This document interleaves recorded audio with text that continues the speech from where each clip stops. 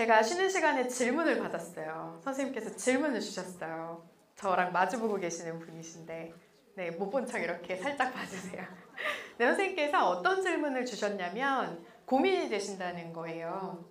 그러니까 평화라고 하는 것을 우리가 생각할 때 되게 중요한 것은 세력 균형이지 않을까. 그러니까 전쟁의 종식이라고 하는 어떤 이상적인 목표를 설정하기보다는 무언가 자기의 안위 또는 나의 나의 권력에 대한 추구하는 이 의지 또는 욕망은 사실 제한을 두기 어려우니까 이 제한을 두기 어려운 그 욕망 안에서 서로 균형을 이룰 수 있는 상태를 만들고 유지해가는 것이 필요한 것 아닌가라는 질문을 주셨거든요.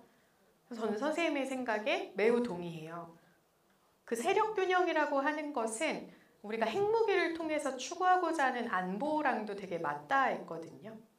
근데 여기서의 세력 균형은 핵무기를 통한 억지 또는 억제라고 하는 그 안보의 용어들은 사실 압도적인 힘으로 감히 도전하지 못하게 힘을 키워서 쟤네를 공격했다간 핵공격 받을 거니까 절대로 공격할 생각도 하지 말아야지 라고 하는 게 억제의 논리거든요. 이거는 세력 균형이라기보다는 압도적으로 큰 힘으로 누르는 것이니까 어떤 면에서는 뭐 균형을 잃지 않을 수 있겠죠. 근데 문제는 이쪽에서 핵무기를 나도 가질 거야 라고 하는 상황이 발생했을 때 지금 국제사회가 북한에 대해서 경제적 제재를 되게 오랜 시간 해오고 있잖아요. 그러한 일들은 결과적으로는 이 압도적으로 맞추어져 있는 힘의 관계를 유지시키기 위한 노력의 일환이기도 하고 또 한편으로는 북한 쪽의 이런 노력은 북한 입장에서는 기울어져 있는 세력을 나는 맞출 거야. 우리가 위험해지는 걸 원하지 않아. 이 욕구거든요. 그러다 보니까 이 세력 균형으로 세상을 바라보았을 때 근본적인 어떤 문제 해결에 도달하기는 되게 어렵고 뭔가 긴장된 상태에서 그 긴장을 유지하면서 살아갈 수밖에 없는 것 같아요. 그래서 세력 균형이라고 하는 것만이라도 유지되면 소극적 평화의 상태가 실현되는 거니까. 그러면 저는 이 세상이 그래도 훨씬 낫지 않을까라는 생각을 합니다. 근데 이제 적극적 평화는 세력 균형에만 만족하지 않고 좀 더 평화를 더 적극적으로 해석하면서 이 세력 균형이 아니라 실질적으로 각자가 이 폭력을 자기의 수단으로 고려하지 않는 상태까지 도달하기를 원하는 것이다 보니까 되게 평화의 스펙트럼에서 지극히 이상적인 끝에 위치한 것으로 이해되는 경우가 많고 실제로 요한 갈퉁도 그렇게 얘기했어요. 현실에서 적극적 평화의 실현은 어렵다.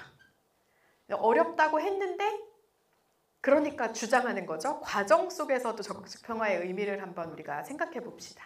그래서 선생님이 말씀해 주셨던 그 세력 균형이라고 하는 것도 저희가 이 현실 세계에서 전쟁이 발생함으로 인해서 초래될 수 있는 너무나도 끔찍한 비극을 막는데 매우 주요한 수단이고 그 세력 균형이 잘 이루어질 수 있는 것만도 굉장히 많은 노력을 필요로 하는 것이다 라는 것에 저도 깊게 동의를 합니다. 근데 여기서 고민이 되는 건 뭐냐면요. 이 세력 균형을 맞추기 위한 수단으로서 폭력을 장악하고 그 폭력으로서 겁을 줘서 도전하지 못하게 하고 그 폭력을 가지고 내 힘의 균형을 맞추려고 하는 지금 이 현재의 상황들 속에서 폭력을 우리가 권력 유지의 수단으로 인정할 것인가? 라고 하는 질문이 던져지는 것 같아요.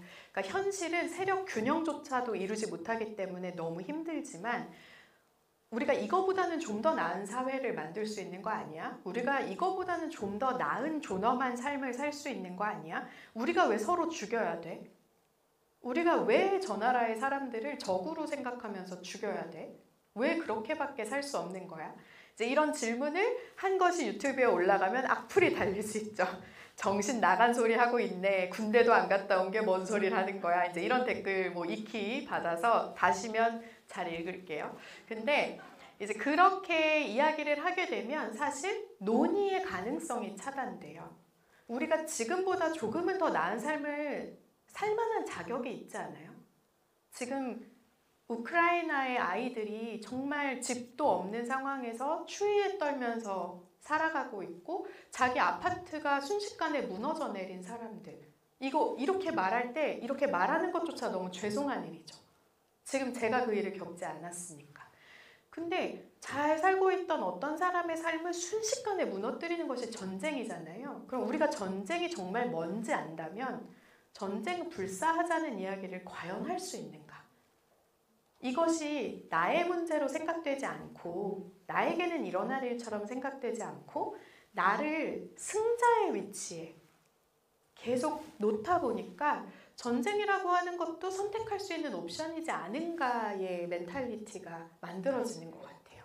제가 이 이야기를 드리는 이유는 저는 하나 아렌트라고 하는 독일의 정치 철학자를 되게 좋아하는데 하나 아렌트가 여러 가지 많은 이야기들을 했잖아요. 되게 유명한 게 뭐 악의 평범성 개념은 널리 알려져 있기도 하고 근데 저는 그분의 이야기를 들으면서 제가 굉장히 좋아했던 부분이 폭력이라고 하는 것을 정치의 영역으로 간주하지 않은 점이에요. 그러니까 권력이라고 하는 것을 우리가 서로의 권력을 인정한다라고 했을 때 그 권력이 폭력으로 전환되는 것은 정치의 영역에서는 있을 수 없는 일이다. 정치는 어디까지나 대화와 논의와 이론을 서로 다루는 논쟁의 영역에서 다루어질 것이지 이것이 무력을 동원하는 순간 그것은 정치의 영역이 아니지 않은가라는 이야기를 했거든요. 그래서 저는 그 지점에서 늘 고민해요. 이 세력, 권력, 힘이라고 하는 것을 우리 사회가 무엇으로 규정하고 수용할 것인가. 우리가 무력을 사용하는 것을 괜찮다라고 용인하게 되면 그 무력이 힘이 약한 사람을 억압하는 수단으로 사용될 때 어쩔 수 없지 않는가 라고 하는 결론에 도달하기 쉬울 것 같거든요. 그래서 평화의 문제를 이야기할 때 폭력의 문제를 이야기하지 않을 수 없는데 그 폭력이라고 하는 것을 사회 안에서 무엇으로 규정하는 합의를 만들어내는가에 따라 저희가 도달할 수 있는 평화의 상상력과 범주가 굉장히 달라질 수 있지 않나라는 생각을 합니다. 오늘 이야기에서 다 다룰 수는 없겠지만 디터 쟁하스라고 하는 평화학자가 또 있어요. 근데 이 사람이 이 평화에 관련해서 평화가 이루어지기 위해서 필요한 육각형 이런 걸 만들어서 설명하다가 거기서 되게 중요한 얘기 중에 하나가 무력을 사용할 수 있는 권한이 국가에만 속해 있어야 그 사회가 평화로울 가능성이 높다라고 얘기를 하거든요.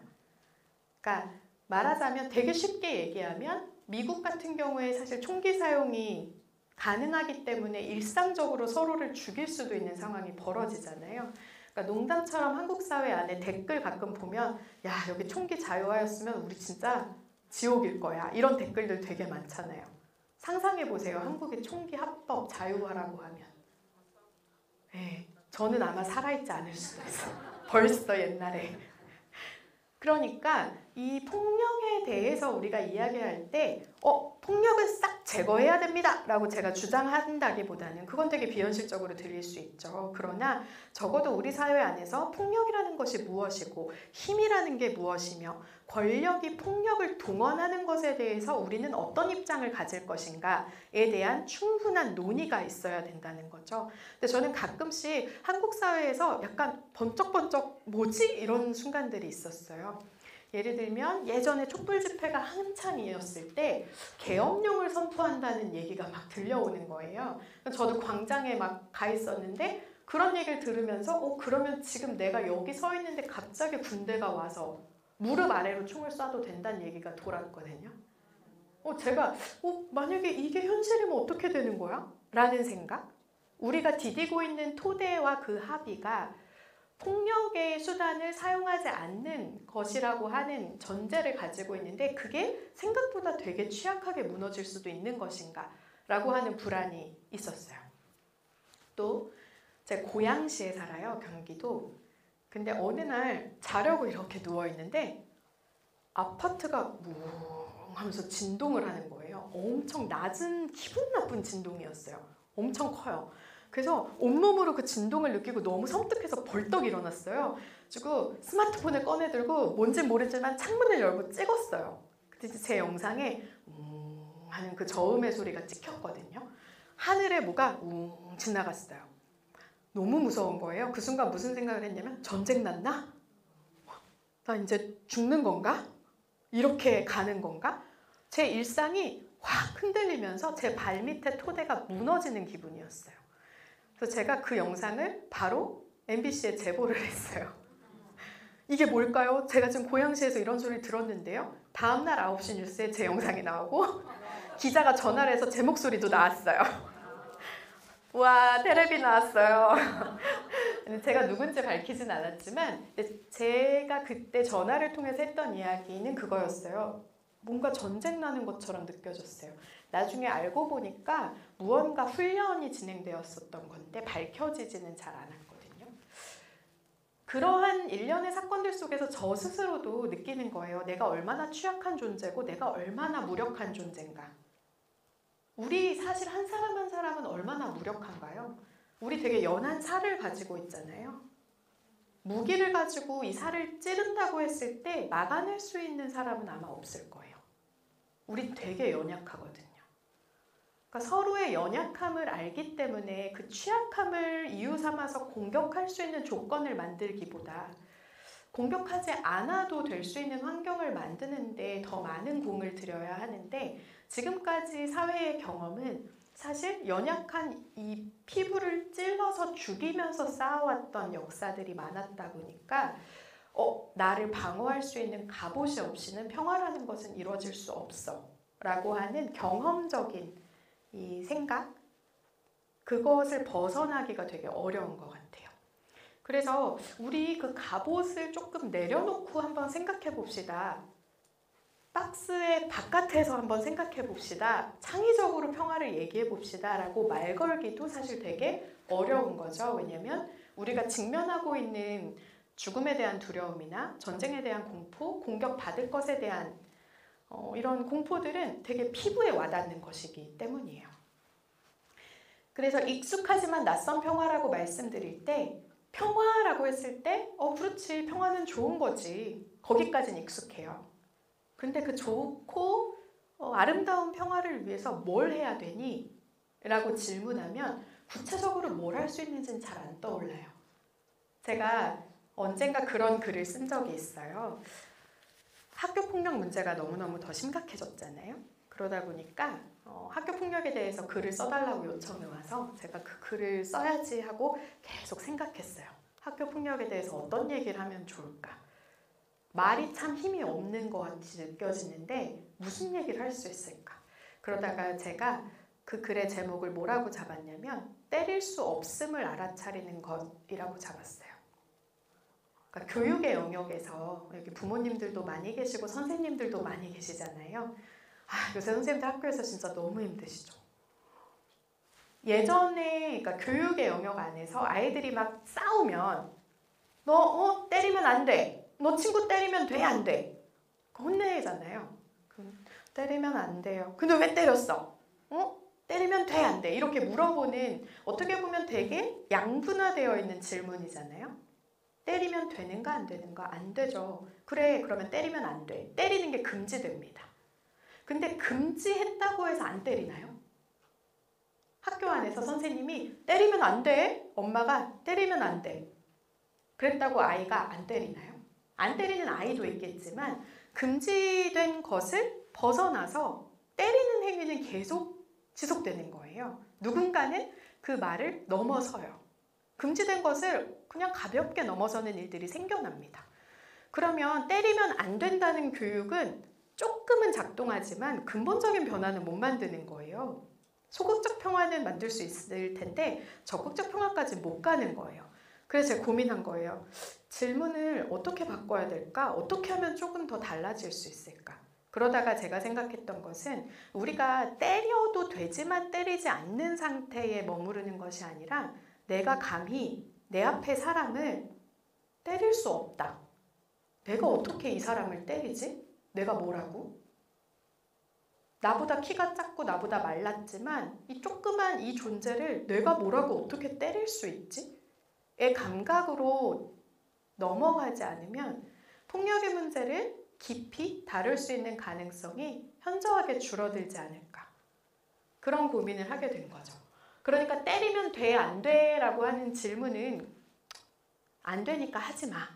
이지만 아이가 관계 속에서 내가 감히 내 앞에 있는 친구를 해할 수 없어 라는 것을 알아차리는가 그렇지 않은가는 전혀 다른 세상의 풍경을 가져올 거라는 주장이었어요. 만약에요, 선생님, 제가 여기서 갑자기 말도 안 되지만 앞머리가 마음에 안 들어요 이러면서 가가지고 앞머리를 막 잘라버려요. 가능한 일인가요? 절대 아니잖아요. 그쵸? 상식적으로 그렇지 않잖아요. 근데 학교 공간 안에서 마음에 안 드는 아이한테 집단적으로 그런 행위가 일어나잖아요. 어떻게 일어날 수 있죠? 그 안에서는 그것이 용인된다고 생각하기 때문이기도 하고, 학교의 권력관계 안에서 세력 균형조차 이루어질 수 없을 만큼 물리적인 격차가 있는 아이들 사이에서는 고려의 대상도 아닌 거예요. 약자니까 함부로 할 수 있다. 그렇다고 하면 저는 학교폭력의 문제는 예방해야 된다라고 말하는데, 예방을 얘기하면서도 학교폭력위원회가 사법적 절차를 지향하다 보니까 결과적으로는 누가 더 많이 가해했나, 누가 더 많이 피해 입었나를 두고 싸우는 형국이 됐고, 선생님들이 하실 수 있는 게 없어지고 변호사들이 할 일이 늘어났죠. 소극적 평화와 적극적 평화에 대해서 깊이 사유하는 것은 저는 학교폭력의 문제랑도 밀접하게 연결된다고 생각해요. 적극적 평화는 내가 폭력을 행사할 수 있어요. 내가 누군가를 해할 수 있죠. 그런데 그것을 쓰지 않겠다는 거예요. 왜냐? 내가 그 사람을 감히 해할 수 없는 존재니까. 그 일은 내가 할 수 없는 일이니까. 여기서 적극적 평화를 내 일상에 데려오는 것이 되게 막연하게 어렵게 느껴질 수 있습니다. 예를 들면 이런 거예요. 신이야? 와서 누가 때렸어. 또 때려봐! 이러고 이쪽 뺨을 댈 거야? 이 성경에 나오는 거잖아요. 누가 뭘 뺏으면 또 뭐 벗어주라고 막 그러잖아요. 어떻게 그래요? 되게 힘들죠. 이렇게 되면 평화에 대한 얘기가 너무 초월적인 얘기처럼 돼버리면서 실현 불가능한 것이 될 수 있어요. 근데 적어도 어떤 상황이 발생했을 때 저 사람 얘기 이상해. 쟤는 좀 문제가 있는 것 같은데? 의심하고 배제하려는 힘이 막 생겨날 때 적어도 어떤 사람들이 잠깐만 우리 좀 멈춰서 생각해보자. 이게 꼭 그 방향으로 가야 되는 거야? 다르게 해석해 볼 수는 없는 거야? 잠깐 시간 좀 가져보자. 지금 당장 결론 내지 말자. 라고 질문하고 멈출 수 있는 기회를 만들어낸다면 즉각적으로 폭력적인 상황으로 번지는 걸 예방할 수 있거든요. 그러니까 평화에 대한 이야기는 단선적으로 이것 아니면 저것이라기보다는 굉장히 수많은 가능성들이 놓여 있는데요. 그 가능성 중에서 폭력을 행사하지 않을 수 있는 옵션들을 늘려가는 일이 아닌가라고 생각해요. 예를 들면 이런 스펙트럼도 있을 수 있어요. 제가 평화운동을 해요. 그러면서 이제 주장하는 거예요. 지금 당장 모든 무기를 버립시다. 국민 여러분, 무기를 버립시다. 동의해 주십시오. 일순간에 모든 무기를 폐기하자. 비무장 선언을 하자. 지지해 주실 거예요? 지지해 주시면 여기 광산구 출마. 아까 택시 타고 오면서 택시기사님이랑 광주의 정치 상황에 대한 대화를 너무 많이 나눠가지고. 근데 이거 되게 극단적으로 들리잖아요. 그쵸? 그러면 이제 선생님들이 문하영 얘기 좀 괜찮아 보였는데 애가 되게 극단적이네. 나 좀 거리를 둬야겠어. 이런 마음을 느끼실 수 있거든요. 그렇기 때문에 평화에 대해서 주장하는 게 되게 다양할 수 있고 대안이라고 얘기하는 것도 엄청 다양할 수 있어요. 누군가는 저처럼 지금 당장 비무장 주장할 수도 있지만 누군가는 단계적으로 조정하자라고 말할 수도 있죠. 그러면 단계적으로 조절하자고 말하는 사람은 평화를 덜 중요하게 생각하는 걸까요? 지금 당장 비무장하자 이 사람은 진짜 평화를 아는 사람일까요? 이렇게 말하기 어려운 거예요. 왜? 우리는 다 다르니까. 그래서 저는 오늘 선생님들이랑 사실 인생에서 이렇게 만나는 게 되게 귀한 일이잖아요. 우리 이렇게 만날 줄 알았나요? 오늘 전까지? 몰랐잖아요. 근데 선생님, 그래서 저는 오늘의 만남이 너무 소중한 거예요. 저는 평화라고 하는 이야기가 그냥 평화로우면 좋지, 안 싸우면 좋지, 싸우지 마 정도가 아니라 과연 인간들은 왜 서로를 죽일 수 있다고 생각하는가? 왜 다르다고 하는 이유로 우리는 누군가를 죽이는 역사를 반복해 왔는가? 그리고 앞으로도 혹시나 그럴 일이 생기면 기꺼이 죽일 수도 있다고 생각하고 살고 있는가? 여기에 대해서 고민해야 하는 것이 평화에 대한 고민이지 않은가 생각해요. 한국이 군사력에 있어서 글로벌 파이어 파워라고 하는 조사기관이 있어요. 거기에서 이제 한국을 평가했는데 5위 했어요. 군사력. 전 세계에서. 어마어마한 거잖아요. 그렇죠? 이제 그러면 와, 한국 힘 세네. 어이, 한국 성공했어. 이렇게 느낄 수도 있어요. 4월 5일 날 서울 잠실에 있는 롯데월드가 역사상 처음으로 문을 닫아요. 왜 닫게요? 네? 다 팔려서? 빌렸어요. 기업이. 보셨군요. 아니, 롯데월드가 나무 심으러 가서 문 닫는 건 아니고요. 어떤 기업이요, 사상 최대 매출을 낸 거예요. 너무 돈을 많이 벌어가지고 너무 기뻐서 임직원 4,000명에다가 임직원 가족까지 10,000명이 하루 종일 롯데월드에서 놀라고 하루를 샀어요. 선생님, 한화를 아시는군요. 아니요, 근데 LIG 넥스원이에요.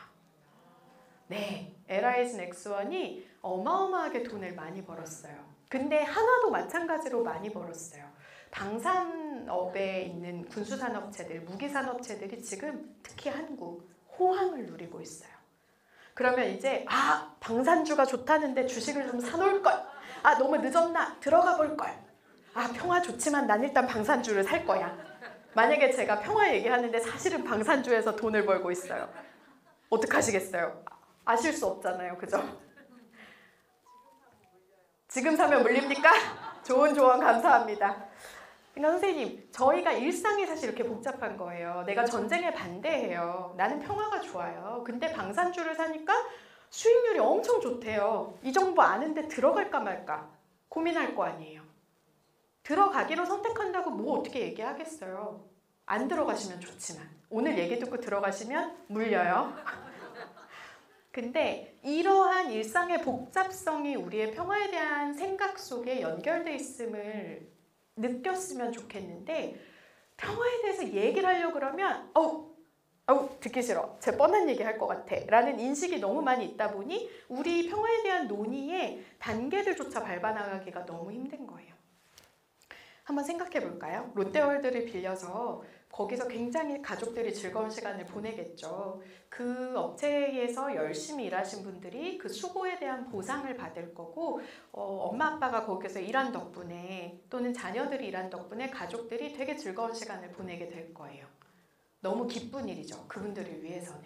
그런데 그 돈이 무엇을 통해서 벌렸지? 라고 질문하게 되는 순간 기뻐하기가 되게 어려워요. 저 세계에서 그 포탄 속에서 목숨을 잃은 수많은 사람들의 목숨값으로 여기를 빌려서 하루 동안 논다는 건가? LIG 넥스원 관계자 계시면은 제가 의도하진 않았지만 심심한 사과를 전해요. 계신가 봐. 죄송합니다. 근데 평화를 이야기할 때 어쩔 수 없이 우리가 이 양분되어 있는 세계를 볼 수밖에 없고 보아야 한다는 거죠. 나는 안 갈래, 롯데월드. 왜 안 가? 그냥 공짜인데 가자. 나는 안 갈래. 야, 니 안 간다고 롯데월드 안 빌리냐? 그냥 가자. 그래도 난 가기 싫어. 근데 어쩔 수 없이 가족을 위해서 갔어요. 나는 안 탈래. 푸른라이드 안 탈래. 자이로드롭 안 탈래. 그러면 야, 여기까지 왔는데 자이로드롭 왜 안 타냐? 왔으니까 그냥 타. 탈 수도 있죠. 근데 그 마음의 부대낌이라고 하는 것이 그래서 의미가 없어지는가라고 하면 그렇지 않다는 거예요. 마음이 무거워야 하는 게 맞는 거죠. 한국이 방산업으로 돈을 많이 벌었어요. 군사력 엄청 높아요. 라고 말할 때 야, 우리 정부 이제 진짜 수준이 많이 높아졌구나. 야, 훌륭하다. 그런 기분이 들다가도 근데 이거 괜찮은 건가? 라고 하는 쎄한 느낌이 찾아드는 것이 사실 우리가 얘기하는 평화를 고민하는 사람들의 태도이지 않은가? 라는 생각을 하는 거예요. 근데 여기에서 그런 생각을 하기 되게 힘들게 하는 요소가 있죠. 국가, 국민, 정체성. 한국이라고 하는 국가의 국민으로서의 정체성을 가지고 있으면 일단 우리의 안전과 우리의 안전을 보장하는 거 너무 중요하니까 우리의 우방, 우리의 동맹 외에 다른 국가, 적이라고 규정되는 국가의 사람들까지 신경 쓸 여력이 없죠. 그러다 보니까 전쟁이 혹시나 일어나면 어쩔 수 없지. 먼저 선제 타격해야지. 즉각적으로, 압도적으로. 이제 그런 상상력을 발화하게 됐을 때 이미 그 발화와 동시에 수많은 사람이 죽는 거죠. 실제로 그 일이 벌어진다면. 그러면 과연 우리는 우리가 얘기하는 전쟁불사론이라는 그 말의 무게를 아는가? 무기를 잔뜩 쌓아놓고 또 쌓아놓고 또 쌓아놓는 이 현실이 실질적으로 의미하는 것이 무엇인지를 아는가? 수헤어 하마드라는 팔레스타인 출신의 시인이 있어요. 그 사람이 뉴욕에서 성장을 했는데 그 사람이 썼던 시 중에 전쟁에 대해서 쓴 시가 있어요. 여러 편이 있어요. 지금 제가 외우진 못하는데 기억하는 식구가 있습니다. 그러니까 전쟁이 벌어진 장소를 묘사하면서 뭐라고 말하냐면 손바닥을 걷어들이는 곳, 아이들의 전리를 걷어들이는 곳이라고 표현해요. 사람들이 죽어서 널브러져 있는 손바닥들을 걷어들이고 이 죽은 아이들의 떨어져 있는 이를 수습하고 전쟁이라고 하는 상황은 사실 그런 상황인 거잖아요. 근데 그럼에도 불구하고 우리 다시 생각해 봅시다. 전쟁의 문제를 정말 깊게 생각해 봅시다. 멈춰서 생각할 시간을 좀 가져봅시다 라고 하는 얘기가 잘 그 발걸음을 멈춰 세우지 못하는 거예요. 그렇게 생각할 시간이 없어요. 왜? 적의 위협이 너무 많고요. 전쟁을 공격받을 수 있다는 두려움이 되게 큰 거죠. 그래서 평화를 적극적으로 생각한다는 것은 굉장한 용기를 필요로 하는 일처럼 생각되기도 합니다. 소극적 평화의 상태만이라도 이루어질 수 있으면 참 좋을 것 같아요. 누군가 전쟁으로 인해서 목숨을 잃지 않아도 되는 사회를 만들 수 있다면 참 좋을 것 같아요. 근데 그렇다고 전쟁만 안 일어나면 된다에 만족할 수 있는가? 인종차별의 문제, 경제적 불평등의 문제, 장애가 있는 분들이 겪어야 되는 차별의 문제. 우리 이런 거 그러면 전쟁 일단 막고 이건 나중에 생각해요 라고 말할 수 있을까요? 그렇지 않다 보니까 이 평화에 대해서 사유하고 또 실천한다고 하는 것은 굉장히 복잡한 스펙트럼 속에 어떻게 보면 되게 헤매는 것처럼 느껴지는 일일 수 있고 앞으로 좀 진전한 것 같다가도 굉장히 뒤로 여러 차례 후진하는 것 같은 상황이 될 수도 있다라는 말씀을 드려요. 힘나시죠? 평화 해볼 수 있을 것 같으시죠? 이거 오늘 제가 강의를 대단히 잘못하는 걸 수도 있죠. 들어보니까 평화 안 되겠는데? 이런 생각 하실 수도 있잖아요. 한번 비둘기 얘기로 다시 돌아가 볼까요?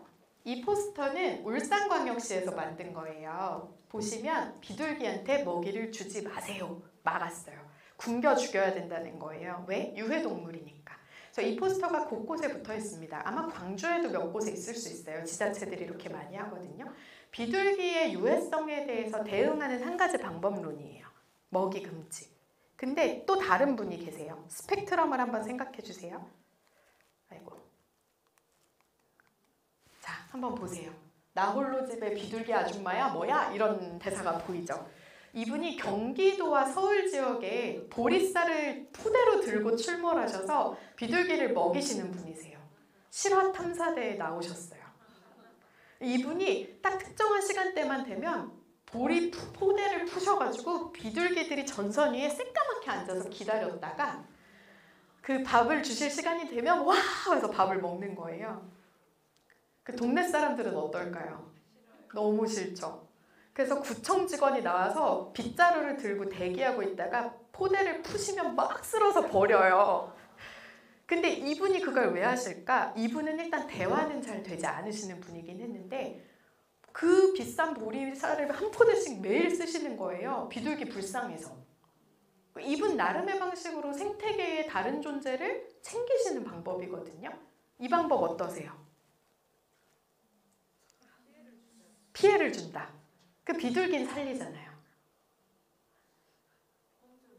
공존해야 돼. 그 보리쌀을 반만 주면 괜찮을까요? 반포대? 10분의 1만 주면 괜찮을까요?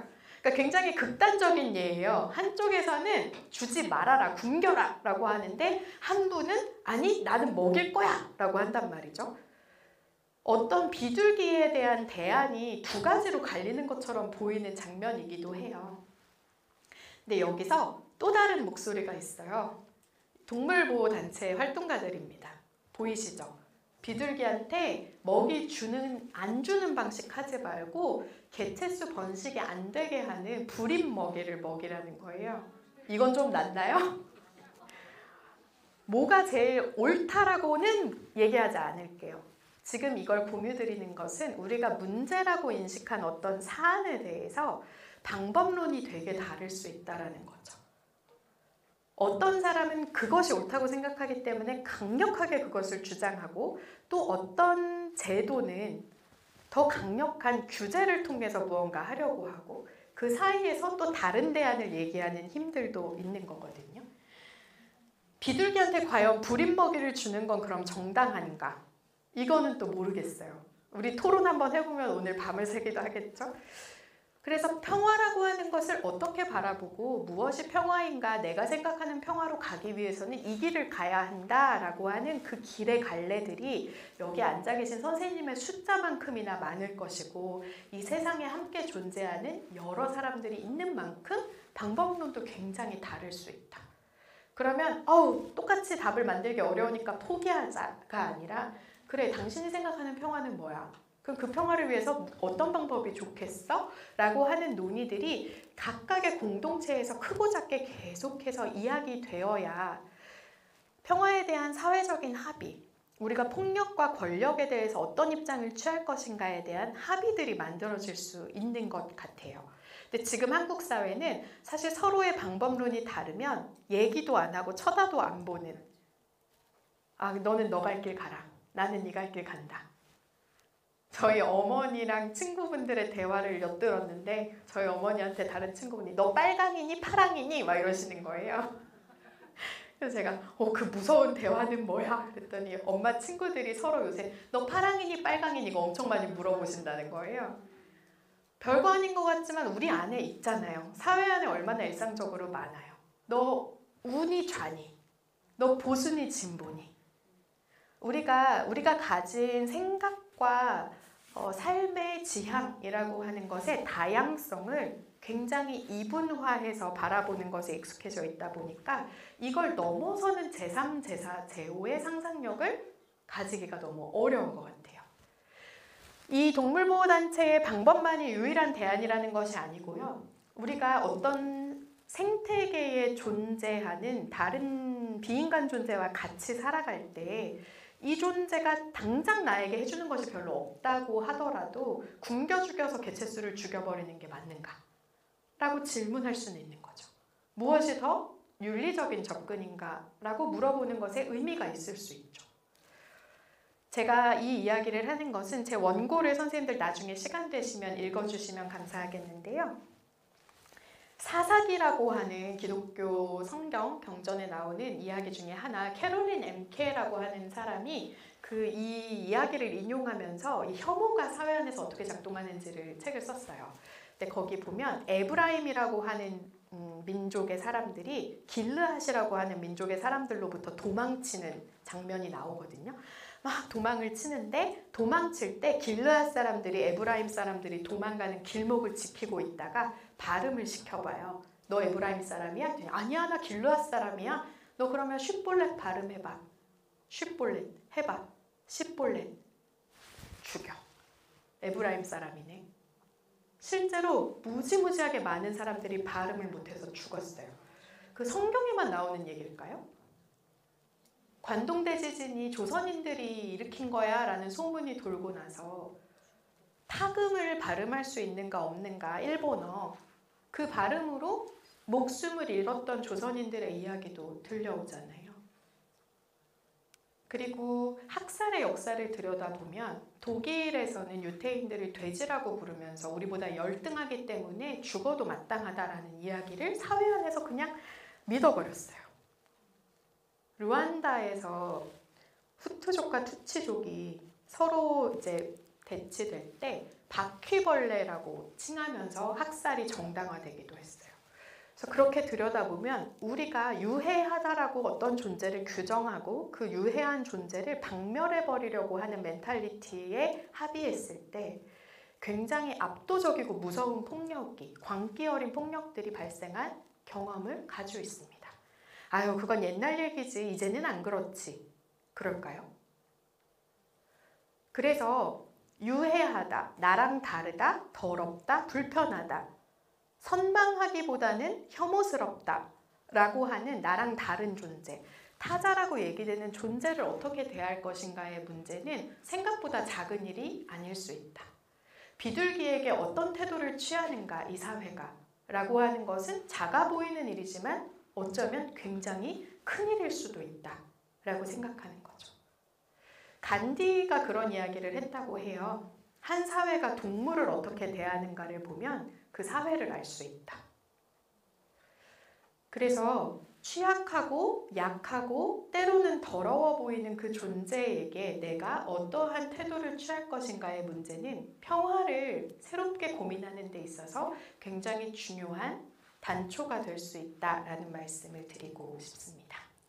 이분들이 주장하시는 것 중에 또 하나 있어요. 인간은 비둘기를 이렇게 대하면 안 된다. 근거가 있어요. 왜일까요? 한국 사회에 있습니다. 한국 사회에 비둘기가 왜 이렇게 급격하게 늘어났는가? 왜요? 예? 대화? 애완 비둘기. 집에서 비둘기 키우시는 분들이 많아가지고. 개막식. 무슨 개막식이요? 88 올림픽. 딩동댕동.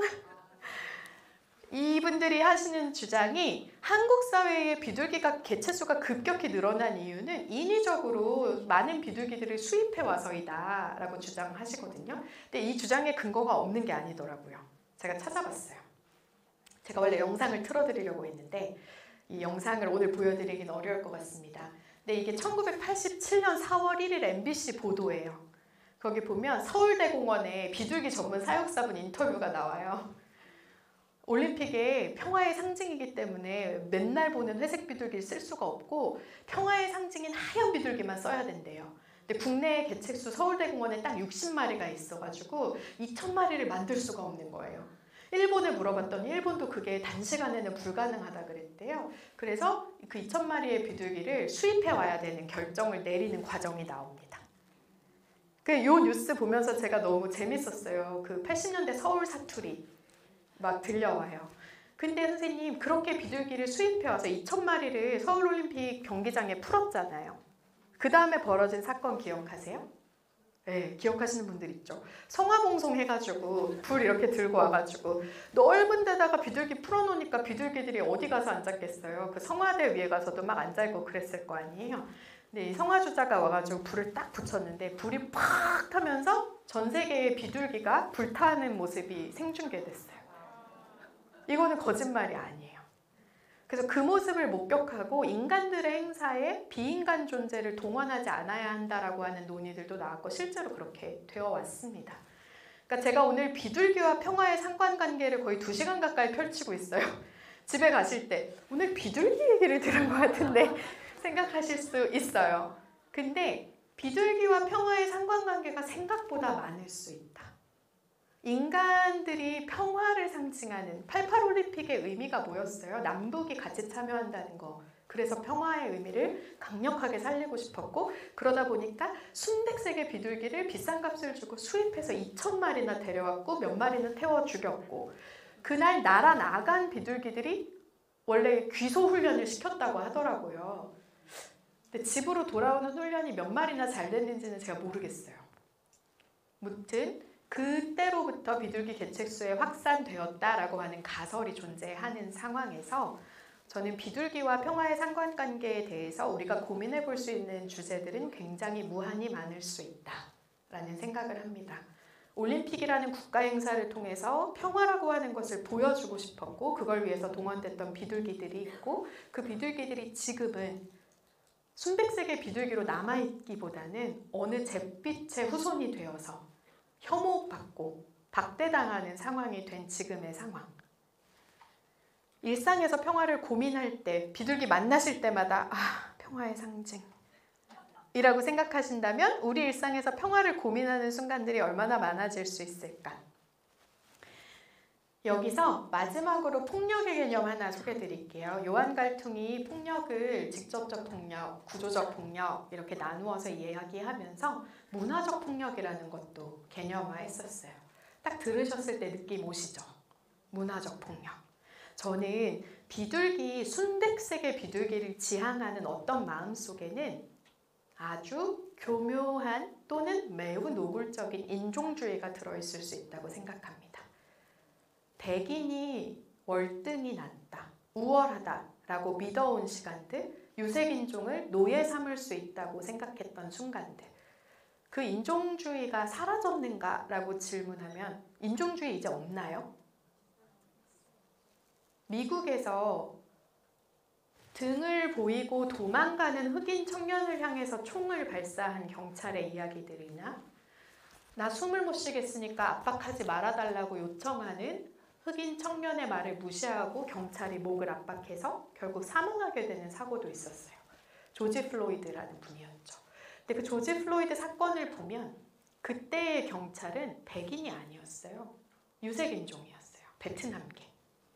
베트남계 경찰이 흑인 청년이 숨쉬고 싶다고 말하는데 압박해서 질식할 때까지 몰고 가게 한 그 이유는 도대체 무엇일까라는 질문들이 막 일어났거든요. 프란츠 파농이라고 하는 사람이 백인의 가면을 썼어도 사실 그렇지 않은 흑인의 얼굴이지만 속의 멘탈리티는 백인을 향하고 있는 이 인종주의에 대해서 굉장히 날카롭게 들여다봤었거든요. 미국에서 태어나서 자란 동양인들에 대해서 바나나라고도 부르잖아요. 얼굴은 노란데 속의 생각은 하얗다. 그러니까 순백색의 비둘기를 통해서 표현하고자 하는 평화에 인종주의적인 측면이 들어가 있지 않다라고 말할 수 있을까? 라는 질문도 따라옵니다. 문화적 폭력이 바로 거기에 있어요. 무엇을 선방할 만한 것으로 바라보게 했는가? 우리가 무엇이 되고 싶은 모습으로 사회 안에서 계속 얘기되어 왔는가? 내가 가서 살고 싶은 나라는 어떤 모습인가? 제가 요새 유튜브에서 강의 때 나눌 만한 이야기 에피소드들을 좀 찾고 그래요, 늘. 근데 최근에 보니까 케냐의 최상위 엘리트 여성과 결혼한 한국 남성의 이야기가 나오더라고요. 내 손주? 손주에 대한 얘기예요. 한국에서 그 케냐 며느리를 맞은 가족이 같이 살았어요. 근데 아이들이 성장하면서 피부가 검다 보니까 너무 많은 인종차별을 겪은 거예요. 한국 사회에서. 그래서 부모님이 아이들을 위해서 케냐로 가기로 결정합니다. 케냐에 갔더니 케냐 며느리이신 분, 엄마이신 분의 집안이 재계, 정계에서 어마어마한 집안이에요. 한국에서 인종차별했던 애들이 어떻게 쳐다도 못 볼 그런 집안이라는 것을 강조해요. 엘리트 집안. 이것도 맘 편하게 보긴 어렵죠. 어려워. 근데 그걸 보면서 생각하는 거죠. 우리가 피부색을 가지고 얼마나 무서운 권력을 행사하는가? 그럴 수 있는 근거가 무엇으로부터 왔는가라고 하면 학교, 종교, 우리의 신념을 구성하는 이 문화적인 폭력의 요소들이 누군가를 차별하고 억압하는 구조를 정당화하고 그 구조가 정당화됐기 때문에 때리는 것을, 해하는 것을 용인하게 하는 사회가 만들어져 왔다라고 이야기할 수 있는 거죠. 그래서 폭력의 문제를 고민할 때 문화에 대한 부분도 놓치지 않고 함께 생각해 보아야 할 것 같습니다. 그래서 저는 이렇게 표현해요. 사회 안에 어떤 문화가 팽배해 있어서 그 문화가 구조를 만들어내고 그 구조에 힘을 가하면 그 구조 속에서 살아가는 사람들은 그 압력에 눌리다 보니까 직접적인 폭력을 행사하는 위치에 놓이게 돼요. 그러다 보니 충돌하는 그 지점에서 이 폭력을 온몸으로 겪어내는 사람들한테는 해보기에 너무나 벅찬 상황이 되는 거예요. 왜냐하면 한 명이 가하는 폭력이 아니라 사회 구조와 문화까지 연결되어 있는 폭력의 문제이기 때문이죠. 그래서 오늘 비둘기로 시작해서 비둘기로 이어온 저의 이야기를 이제 마무리해야 되는데요. 매우 작은 것처럼 보이는 일상의 어떤 지점들이 사실은 평화와 폭력에 대한 굉장한 사유의 가능성들을 담고 있는지 모른다. 우리가 평화라고 하는 것을 익숙하게 느껴왔다면 과연 그 평화가 내가 지향하고자 하는 평화가 맞을까? 우리나라만 평화로우면 되지라고 하는 이 평화에 대한 인식이 과연 세계를 평화롭게 하는데 이로울까? 그럼 어쩌자는 거야? 무기 다 버리고 지자는 거야? 그렇게 극단적으로 가지 말고 세력 균형 정도라도 맞추어 가되 약자를 해하지 않아도 되는 사회의 문화는 어떻게 가능해질지 이야기 나눌 수 있는 기회들을 더 많이 만드는 것에 굉장히 중요한 의의가 있지 않을까. 그리고 곧 선거잖아요. 선생님들 표 행사하시는 하나하나의 표가 저도 마찬가지고 작은 것 같지만 엄청난 영향력을 실제로 가지고 있다는 거. 그렇게 생각하면 익숙한 듯 낯선 평화가 실제로 선생님의 일상의 선택에서 굉장히 큰 변화를 만들 수도 있지 않을까라는 말씀을 드리고 싶습니다. 이 사진 말씀드리면서 마무리할게요. 왼쪽의 사진은 2013년 해병대 캠프에서 사망했던 학생들의 연결식 사진이고요. 오른쪽은 10년 만인데 2023년 그 최수근 일병 연결식 사진이에요. 문화적 폭력, 구조적 폭력, 직접적 폭력을 생각하실 때 우리 사회 안에 만연해 있는 서열주의와 위계, 군사주의 명령하면 따라야 한다라고 하는 이것이 어떤 존재들을 목숨 잃게 했는가? 여기에 대해서 이 사회가 깊이 돌아보고 성찰해야 되지 않는가? 그 책임이 우리에게 남아있지 않는가? 말씀드리면서 저의 강의를 마치도록 하겠습니다. 들어주셔서 감사합니다.